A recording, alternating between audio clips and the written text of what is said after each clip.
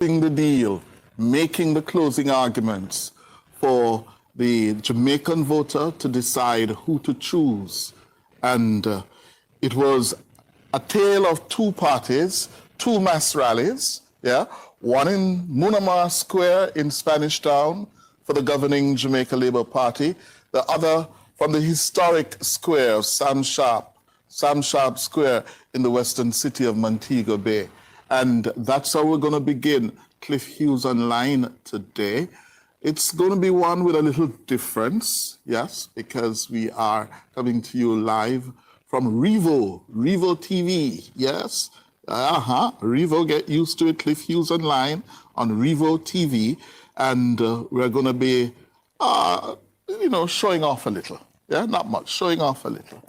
Yeah, but let me begin in Munamar Square last night. Prime Minister Andrew Holness, yes, in an effort to close the deal with the Jamaican electorate, offered another goodie, saying that the minimum wage will be doubled from $16,000 per week to $32,000 on a phased basis if his government were to be returned to office for a third term. And it's very important for us to point out, he said on a phased basis. It is now 16,000. He wants it to be doubled on a phased basis over the next few years. Those were his words. He says the move is intended to shift the country's lowest income earners towards a livable wage. Yes? And as I said, he made the announcement while addressing a massive JLP rally in Spanish Town, Munamar Square in St. Catherine last evening. This is what the Prime Minister said in part. We will double the minimum wage from $16,000, what we have carried it to now, having almost tripled it to $32,000.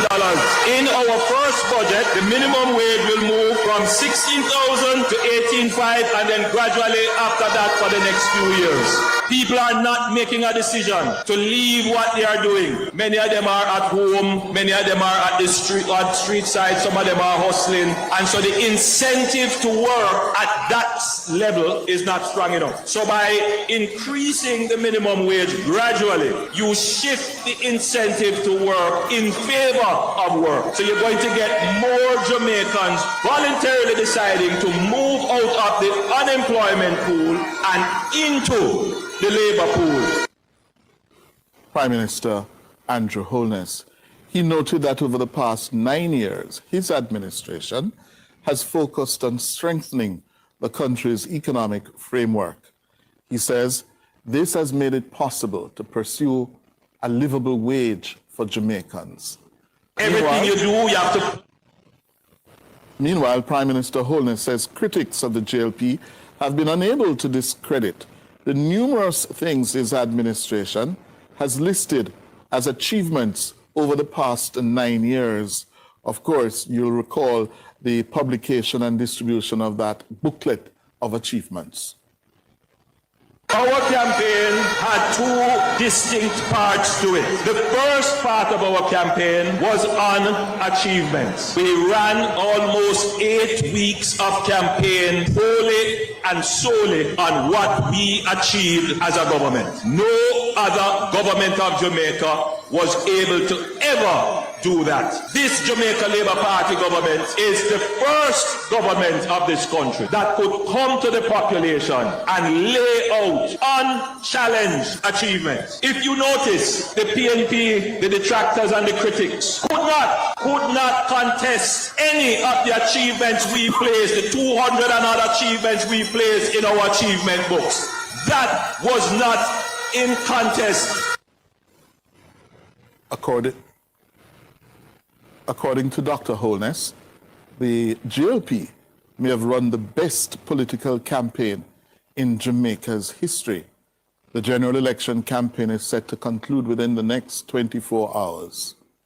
As supporters of the Jamaica Labour Party, and indeed all well-thinking Jamaicans, can reflect on our campaign and say that the Jamaica Labour Party probably ran the best political campaign in the history of Jamaica. So if it is that government must be decided on merit and performance, if that were it, then the Jamaica Labour Party would have already won the elections, because we have placed in the public domain a resume of achievements that is unchallenged and uncontested.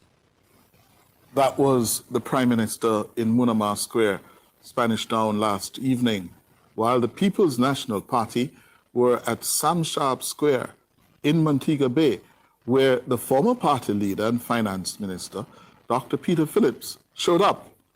And Dr. Phillips supported the PNP's proposal to move the income tax threshold to $3.5 million. Dr. Phillips addressed comrades at a PNP mass rally in Montego Bay on Sunday. I am here tonight because the 3.5 million tax threshold that the PNP is going to put in place will help ordinary Jamaicans benefit more from the economy of this country, so that it don't just benefit a few people. Dr. Peter Phillips, the former finance minister, and of course, Dr. Phillips was finance minister from 2012 to 2016. And the opposition has shifted its position on how it will finance the raising of the threshold to $3.5 million. Its spokesman on finance, Julian Robinson, originally said that the proposal would be funded through organic growth in the economy. Organic growth. But last Friday, Robinson told a media briefing that the threshold can be financed through funds made available through a reduction in the country's debt to GDP ratio. Meanwhile, the PNP president, Mark Golding, told a mass rally also in Sam Sharp Square in Montego Bay that under his administration, more than 50% of Jamaicans are facing food insecurity. No, let me read that again. According to Mark Golding, yes, under this JLP administration, more than 50% of Jamaicans are facing food insecurity. Has fallen by 80% over the last decade under the government of the Jamaica Labour Party, and where the productivity of our workforce has declined by some 21% since 2007. This is why our policies and programs have been designed to address these fundamental challenges facing the people. Mark Golding on the political hustings on the weekend in Sam Sharp Square. Well, I think we should add food. That study that Mr. Golding referenced was actually done some 2.5 years ago. So it is not current information. Yes, it may have been so. And there are issues to do with how we define food insecurity. All right, just to note.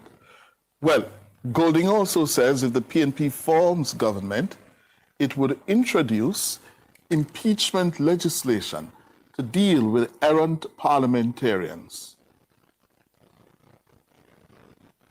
We'll be introducing the impeachment legislation, so we will put an end to a situation where an MP can be caught on a video with a big stool in a car park, beating a woman bad, and nothing don't come out of it at all, and is running to be a candidate for the JLP again in this election. They don't respect the women of this country. Mark Golding, opposition leader, PNP president. Meanwhile, the chairman of the JLP's campaign committee, Dr. Christopher Tufton, says the elections on Wednesday will be the mother of all polls as he reacted to findings about the likely outcome of the general elections. Of course, this has become a hot political issue because two polls, one published by Nationwide on Friday, the Blue Dot Nationwide polls, said the JLP is way ahead by 13 points, While one published on Sunday showed Don Anderson saying, listen, the PNP's ahead by 3 percentage points or 3.1 percentage points. That's within the margin or just outside the margin of error of plus or minus 3%. But Dr. Tufton says he's not paying much attention to the polls. The real poll, the mother of all polls, will be on Wednesday.